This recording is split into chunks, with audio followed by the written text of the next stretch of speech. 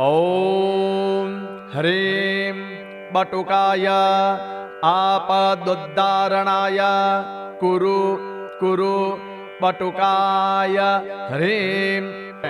ॐ अस्य श्री बटुक भैरव ब्रह्म कवचस्य भैरव ऋषेः अनुष्टुप् छन्दः श्री बटुक भैरवो देवता मम श्री बटुक भैरव प्रसाद सिद्ध्यर्थे जपे विनियोगः अथ पाठः।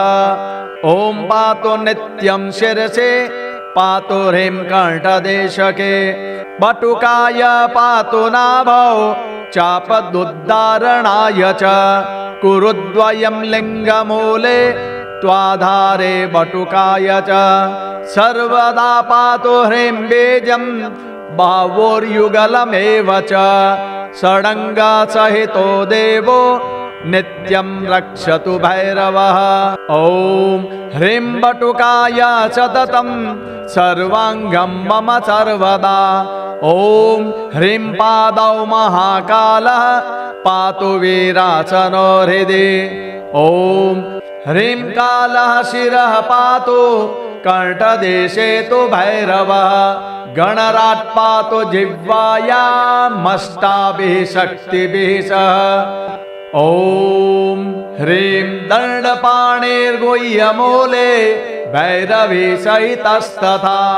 ॐ ह्रीं विश्वनाथः सदा पातु सर्वाङ्गं मम सर्वदा।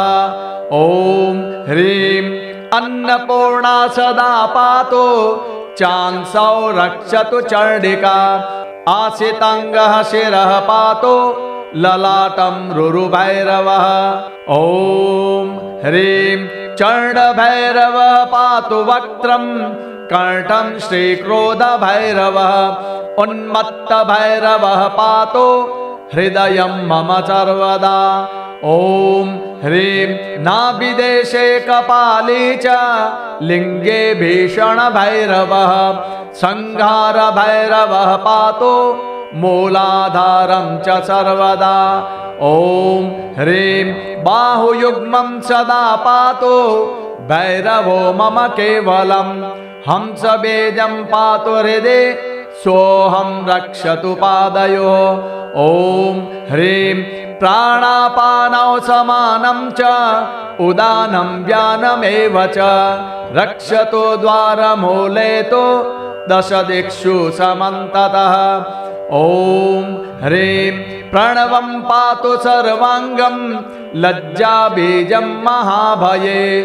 इति श्री ब्रह्म कवचं भैरवस्य प्रकीर्तितं चतुर्वर्गप्रदं नित्यं स्वयं देव प्रकाशितम्।